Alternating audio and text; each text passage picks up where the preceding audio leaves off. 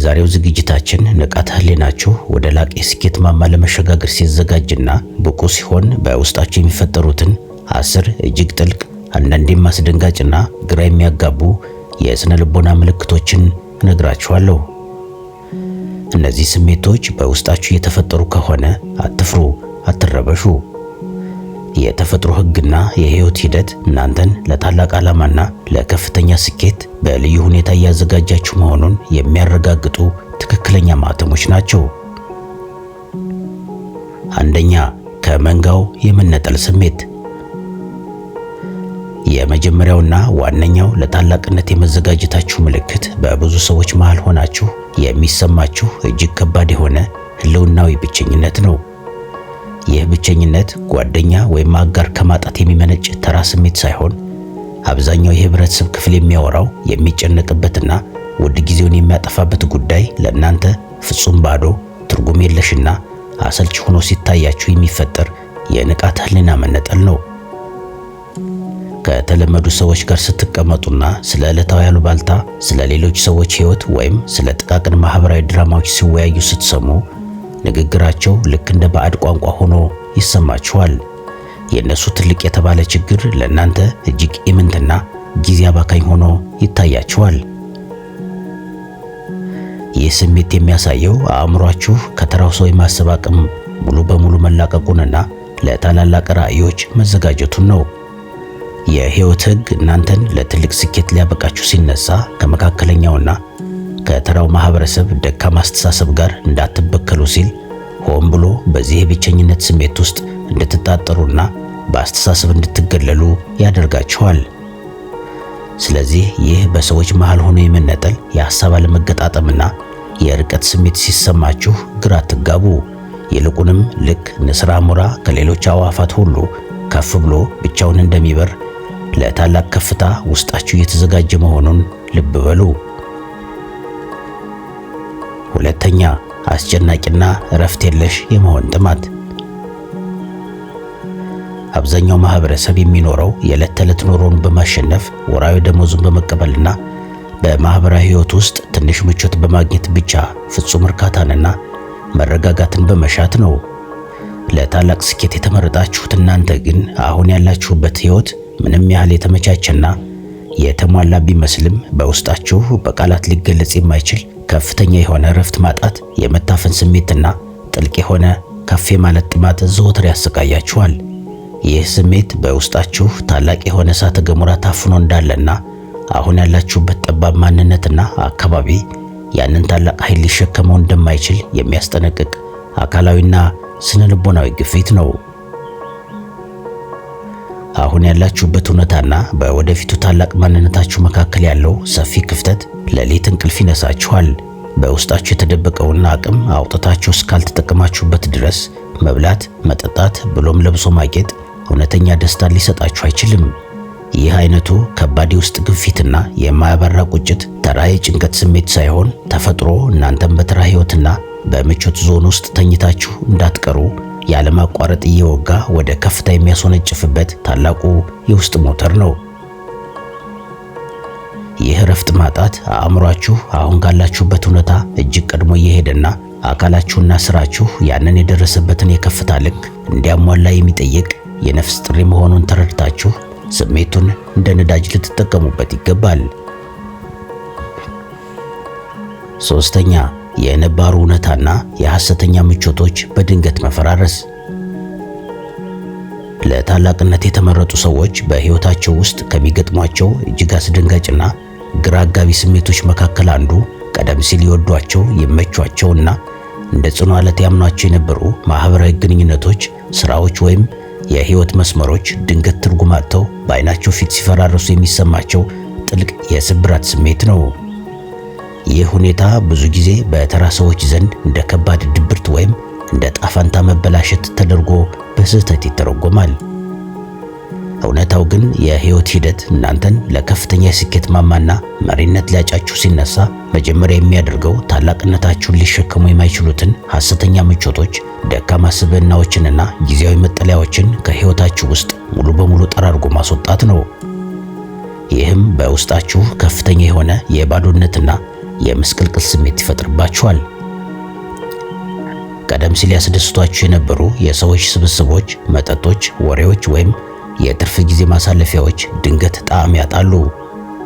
በአሮጌውና በአዲሱ ማንነታችሁ መካከል በሚፈጠረው የሽግግር ወቅት ከፍተኛ የስነ ልቦና ሲቃይ ይሰማችኋል።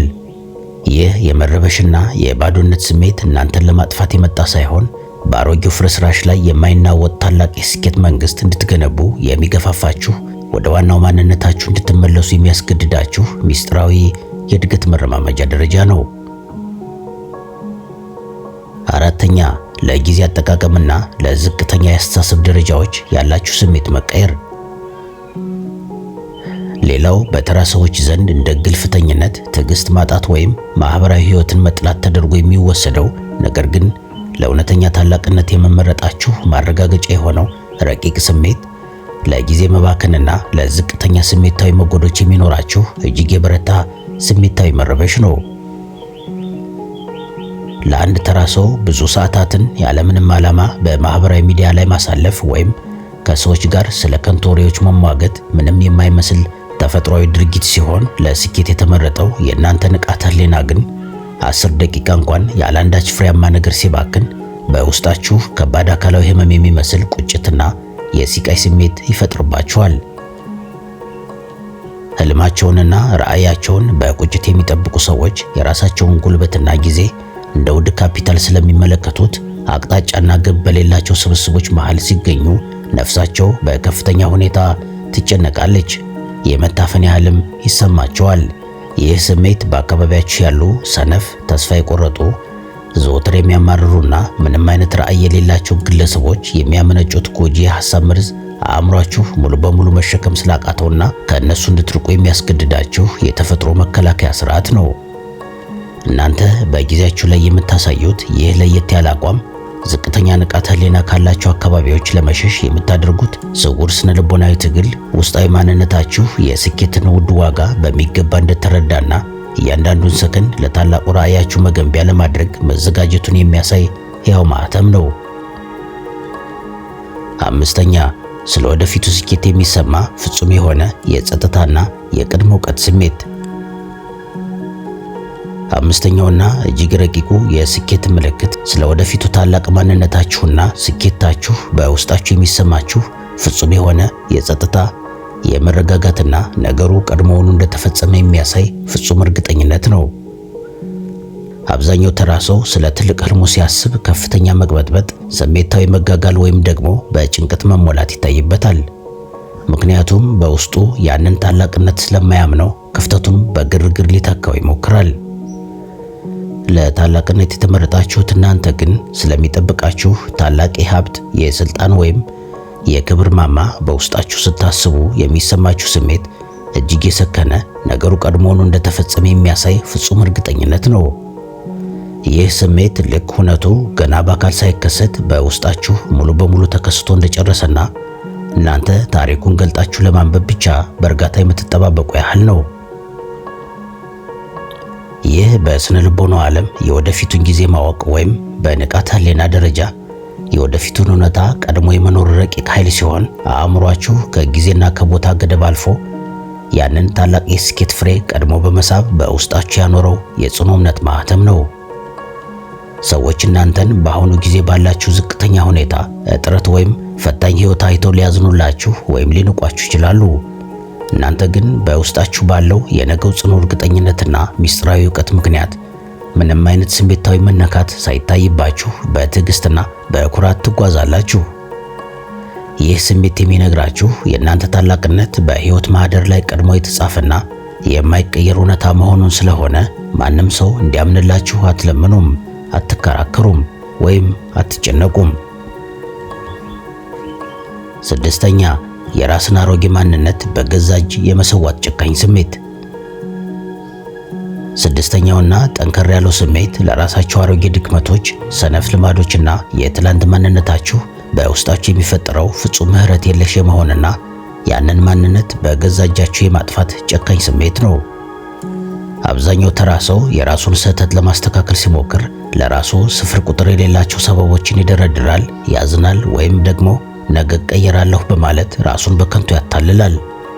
ለታላቅነት የተመረጠ ሰው ግን ከራሱ ድክመት ጋር የሚኖረው ግንኙነት ቀጥተኛና ሰበብ አልባ ነው። በውስጣችሁ ያለው ታላቅ ራዕይ አሁን ካላችሁበት ሰነፍ ማንነታችሁ ጋር ፍጹም መጣጣም ሲያቅተው በውስጣችሁ ያንን አሮጌ ስብዕናችሁን ያለምንም ርህራሄ የመቀየርና የማስወገድ ከፍተኛ የውስጥ ፍላጎት ይቀሰቀሳል። ይህ ስሜት በውስጣችሁ ከፍተኛ የሆነ ጦርነትና ውጥረት ይፈጥራል። ነገር ግን ይህ ውጥረት የሚመጣው አዲሱና ታላቁ ስሜታችሁ ያንን አሮጌና ደካማ ማንነታችሁን አንቆ ሊገድለውና ሊተካው ሙሉ በሙሉ ዝግጁ ሲሆን ብቻ ነው። የራሳችሁን ጊዜያዊ ምቾት፣ እንቅልፍ፣ የውሸት ማህበራዊ ፍቅርና ደካማ ስሜቶች ያለምንም አቅማማትና ርህራሄ ለአዲሱ ህልማችሁ መስዋዕት ለማድረግ የምታሳዩት ይህ የውስጥ ቆራጥነት በእርግጥም የላቀ ንቃተ ህሊና ደረጃ ላይ መድረሳችሁንና ለታላቅ ስኬት የተመረጣችሁ ጽኑ ታጋይ መሆናችሁን የሚያረጋግጥ ትልቅ የስነ ልቦና ምልክት ነው። 7ኛ የውድቀት ፍርሃት ሙሉ በሙሉ መክሰምና ፈተናዎችን እንደ ጥሬ ዕቃ የመመልከት ስሜት። ሰው በህይወቱ ውስጥ አዲስ ነገር ለመጀመር ወይም ትልቅ እርምጃ ለመራመድ ሲያስብ በውስጡ የሚፈጠረው ቀዳሚው ስሜት በወድቅስ ወይም ባይሳካልኝስ የሚል የማያቋርጥ የፍርሃትና የስጋት ማዕበል ነው።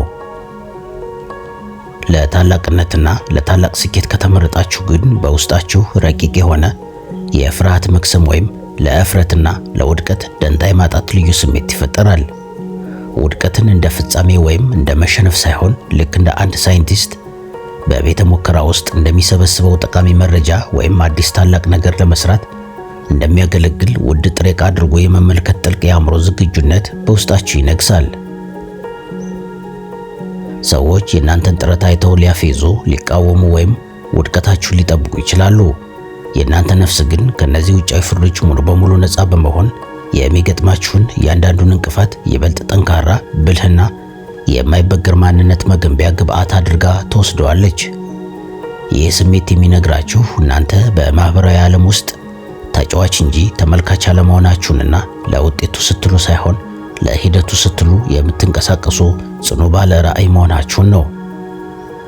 ውድቀትን የመፍራት ስሜት በውስጣችሁ ተደምስሶ በምትኩ በማንኛውም ሁኔታ ውስጥ የመማርና የመቀጠል ጥልቅ እርጋታና ድፍረት ሲሰማችሁ ሕይወት እናንተን ለታላቅ ድል በልዩ ሁኔታ እንደመረጠቻችሁ የሚያሳይ ትልቅ ማረጋገጫ ነው። 8ኛ ፍጹም የሆነ የኃላፊነት ስሜትና እኔ ካላደረግኩት ማንም አያደርገውም የሚል የውስጥ ድፍረት። በአብዛኛው ህብረተሰብ ውስጥ ሰዎች ለችግሮቻቸው፣ ለድህነታቸው ወይም ላሉበት ዝቅተኛ የህይወት ደረጃ መንግስትን፣ ቤተሰብን፣ አካባቢን ወይም ዕጣ ፈንታን ተጠያቂ በማድረግ የራሳቸውን ደካማነትና ስንፍና ለመሸፈን ሲሞክሩ ይስተዋላል። ለታላቅነት የተመረጣችሁት እናንተ ግን በውስጣችሁ እጅግ ከባድና ፍጹም የሆነ ኃላፊነት ስሜት ይሰማችኋል። በቤተሰባችሁም ሆነ በአካባቢያችሁ ያለውን የአስተሳሰብ ድህነት፣ የኢኮኖሚ ስብራትና የተስፋ መቁረጥ ማዕበል ሙሉ በሙሉ ሰብሮ ለመውጣት ይህንን ታሪክ እኔ ካልቀየርኩት ማንም አይቀይረውም፣ እኔ ለዚህ ትውልድ ደራሽና መፍትሄ ነኝ የሚል እጅግ ረቂቅና ኃይለኛ ድፍረት በውስጣችሁ ይቀጣጠላል። ይህ ስሜት ከትዕቢት ወይም ከትምክህት የሚመነጭ ሳይሆን የህይወት ህግ የእናንተን ትከሻ ለትልቅ ኃላፊነትና ለታላቅ የስኬት መሪነት ሲያዘጋጀው የሚሰጠው ጥልቅ የውስጥ ጥሪና የተልእኮ ክብደት ነው። ከማንም ሰው እርዳታን፣ ምጽዋትን ወይም ተአምርን አትጠብቁም። ይልቁንም የእናንተ መኖር ራሱ ለአካባቢያችሁ ትልቅ ተአምርና ብርሃን እንደሆነ በንቃተ ህሊናችሁ ትረዳላችሁ። ይህንን የመሰለ ከባድ የኃላፊነት ቀንበር በፈቃደኝነት ለመሸከም ዝግጁ መሆናችሁና በነገሮች ላይ ሁሉ የራስን የበላይነትና ተጠያቂነት መውሰዳችሁ እናንተ በተራ የህይወት ታሪክ ውስጥ የምትጠፉ ሳትሆኑ አዲስ የታሪክ ምዕራፍ ለመጻፍ የተመረጣችሁ ታላቅ ሰው መሆናችሁን ያረጋግጣል። 9ኛ የመካከለኛነት ፍጹም ጥላቻና ለላቀ ማስተርነት የሚኖር ጥልቅ አባዜ። 9ኛውና እጅግ አስገራሚው የስኬት ምልክት በዕለት ተዕለት ህይወታችሁ ውስጥ በሚገጥሟችሁ ማናቸውም ነገሮች ላይ ለሚታይ መካከለኛነት ወይም አቨሬጅነት፣ ግማሽ ጥረትና ተራ አፈጻጸም በውስጣችሁ የሚሰማችሁ ፍጹም የሆነ የማቃጠልና የመጸየፍ ጥልቅ ስሜት ነው።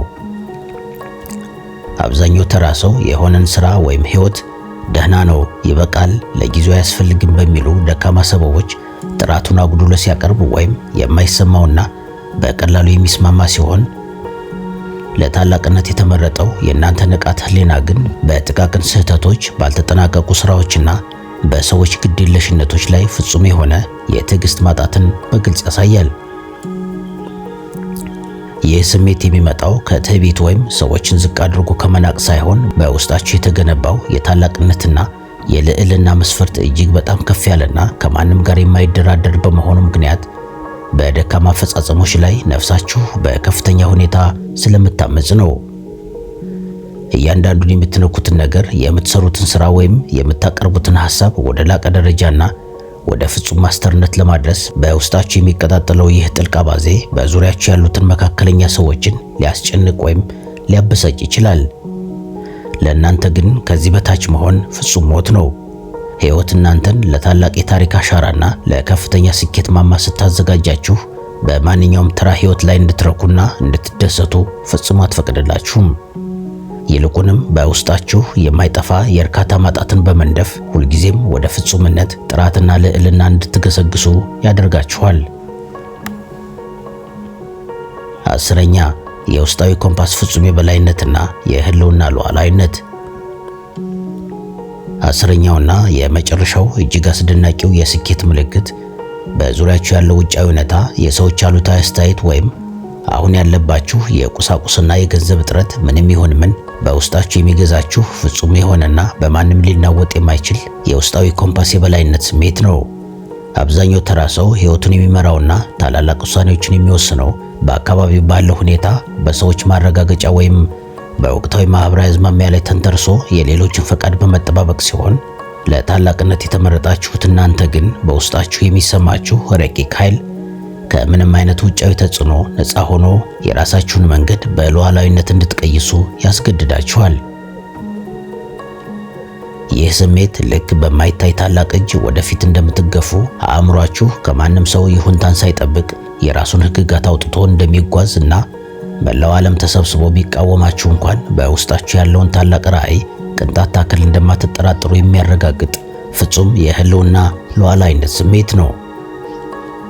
ሰዎች እናንተን በአሁኑ እውነታችሁ አይተው ግትር፣ የማይሰሙ፣ ክፉ ወይም ከእውነታው የራቁ ህልመኞች አድርገው ሊፈርጇችሁ ይችላሉ።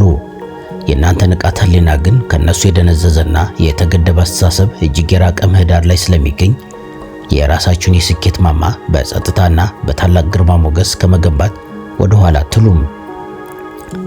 ይህ በራስ ላይ የሚኖር ፍጹም ጥልቅና ሊናወጥ የማይችል የውስጥ ጽናት የህይወት ሂደት እናንተን መሪ እንድትሆኑ፣ የተለመደውን ታሪክ እንድትሰብሩና የብዙዎችን ዕጣ ፈንታ ወደ ከፍታ እንድትቀይሩ በልዩ ሁኔታ እንደተመረጣችሁ የሚያሳይ የመጨረሻው ምስክርነት ነው። ስለዚህ ወዳጆቼ ልታውቁት የሚገባው አንድ ታላቅ እውነት፣ ስኬትና ታላቅነት በደስታና በደህንነት ስሜት ውስጥ የሚሰጡ ለስላሳ ስጦታዎች ሳይሆኑ በውስጣችሁ ባለው የጋለ የአብዮት እሳት የሚቀረጹ የባህሪ ውጤቶች መሆናቸውን ነው። እነዚህ አብዛኛው ተራ ማህበረሰብ የሚሸሻቸውና እንደ ከባድ ስቃይ ወይም ብቸኝነት የሚቆጥራቸው ጥልቅ ስነልቦናዊ ስሜቶች በውስጣችሁ እየነገሱ ከሆነ ዕጣ ፈንታችሁ እናንተን ከተራው መንጋ ነጥሎ ለታላቅ ታሪክ ማሳረጊያነት እያዘጋጃችሁ መሆኑን ልትረዱና ለዛም ዝግጁ ልትሆኑ ይገባል። እስካሁን አብራችሁ ለነበራችሁ ከልብ አመሰግናለሁ። ለዛሬ ከዚህ ጋር ላብቃና ልሰናበት። በሌላ ጊዜ በሌላ ጥሩ ሐሳብ እስክንገናኝ ሰላም፣ ፍቅርና ጤና ከእናንተ ጋር ይሁን።